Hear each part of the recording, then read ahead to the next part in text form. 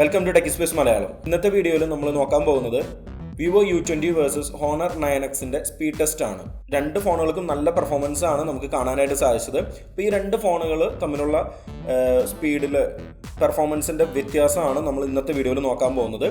നമ്മൾ രണ്ട് റൗണ്ടായിട്ടാണ് speed test നടത്തുന്നത്. ഫസ്റ്റ് റൗണ്ടിൽ നമ്മൾ നോർമൽ ആപ്ലിക്കേഷൻസ് ഓപ്പൺ ചെയ്ത് രണ്ട് ഫോണുകളുടെയും പെർഫോമൻസ് ഒരു റേസ് രീതിയിൽ നോക്കുന്നതാണ്. അതിനുശേഷം സെക്കൻഡ് റൗണ്ടിൽ നമ്മൾ ഇൻറ്റൻസീവ് ആപ്ലിക്കേഷൻസ് ഓപ്പൺ ചെയ്ത് രണ്ട് ഫോണുകളുടെയും പെർഫോമൻസ് നോക്കുന്നതാണ്. അപ്പോൾ നമുക്കിനി സ്പീഡ് ടെസ്റ്റിലേക്ക് പോകാം. നമ്മൾ രണ്ട് പ്രൈസ് റേഞ്ചിൽ ഇറങ്ങിയ ഫോണുകളുടെ ഒരു സ്പീഡ് ടെസ്റ്റ് കമ്പാരിസൺ ആണ് ഇന്നത്തെ വീഡിയോയിൽ നമ്മൾ ചെയ്യാൻ പോകുന്നത്. അത് ചെയ്യാനുള്ള കാരണം നമുക്ക് ഈ വീഡിയോ കണ്ടു കഴിഞ്ഞ് കഴിയുമ്പോൾ നമുക്ക് മനസ്സിലാവും. കാരണം അത്തരം ഒരു റിസൾട്ടാണ് നമുക്ക് ഈ ഒരു സ്പീഡ് ടെസ്റ്റിൽ ലഭിച്ചിരിക്കുന്നത്. അതുകൊണ്ടാണ് ഇത്തരം ഒരു വീഡിയോ നമ്മൾ ചെയ്യാനായിട്ട് കാരണം Honor 9X 14,000 രൂപ ബഡ്ജറ്റിലും Vivo U20 11,000 രൂപ ബഡ്ജറ്റിലും ഇറങ്ങിയിരിക്കുന്ന ഫോണുകളാണ്. Vivo U20 തീർച്ചയായും 10,000 രൂപ ബഡ്ജറ്റിൽ അല്ലെങ്കിൽ ഒരു 11,000 രൂപ ബഡ്ജറ്റിൽ നമുക്ക് ലഭ്യമായ ഏറ്റവും നല്ല ഫോണാണെന്ന് തീർച്ചയായിട്ടും പറയാനായിട്ട് സാധിക്കും.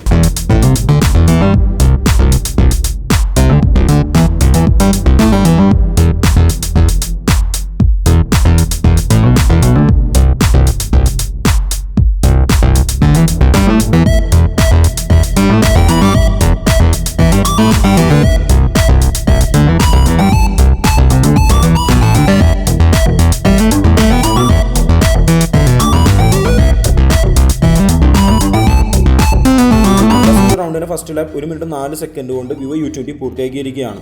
അതേസമയം 1 മിനിറ്റ് 22 സെക്കൻഡ് കൊണ്ടാണ് Honor 9X ഫസ്റ്റ് റൗണ്ടിൻ്റെ ഫസ്റ്റ് ലാപ്പ് പൂർത്തിയാക്കിയിരിക്കുന്നത്. ഇനി നമുക്ക് റാം മാനേജ്മെൻറ്റിലേക്ക് വരാം.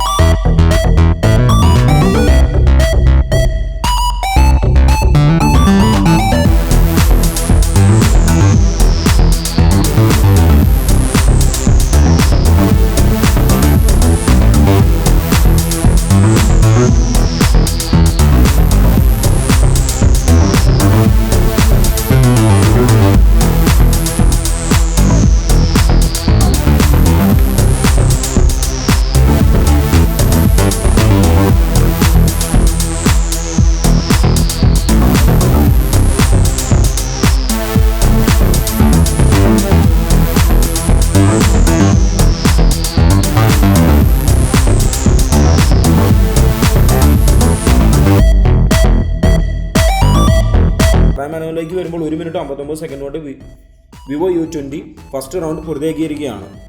അതേസമയം 2 മിനിറ്റ് 13 സെക്കൻഡ് കൊണ്ടാണ് Honor 9X ഫസ്റ്റ് റൗണ്ട് മുഴുവനായിട്ട് പൂർത്തിയാക്കിയിരിക്കുന്നത്. ഇവിടെ തീർച്ചയായും നമ്മൾ വിന്നറായി നമുക്ക് കാണാനായിട്ട് സാധിക്കുന്നത് Vivo U20 ആണ്. നല്ലൊരു വേരിയേഷനോട് കൂടി തന്നെ Vivo U20 വിൻ ചെയ്യുന്നുണ്ട്. അപ്പോൾ നമുക്കൊരു 3,000 രൂപ ബഡ്ജറ്റ് വേരിയേഷനിലാണ് ഈ ഒരു റിസൾട്ട് എന്ന് നമ്മൾ ഓർക്കണം. അപ്പോൾ ആ Honor 9Xൻ്റെ ആ ഒരു പെർഫോമൻസും Vivo U20യുടെ പെർഫോമൻസാണ് നമ്മളിപ്പോൾ ഇവിടെ കണ്ടുകൊണ്ടിരിക്കുന്നത്. ഇനി നമുക്ക് സെക്കൻഡ് റൗണ്ടിൽ ഇൻറ്റൻസീവ് ആപ്ലിക്കേഷൻസ് ഓപ്പൺ ചെയ്യുമ്പോൾ രണ്ട് ഫോണുകൾ തമ്മിലുള്ള പെർഫോമൻസ് വ്യത്യാസം കാര്യങ്ങളൊക്കെ നമുക്ക് നോക്കാം.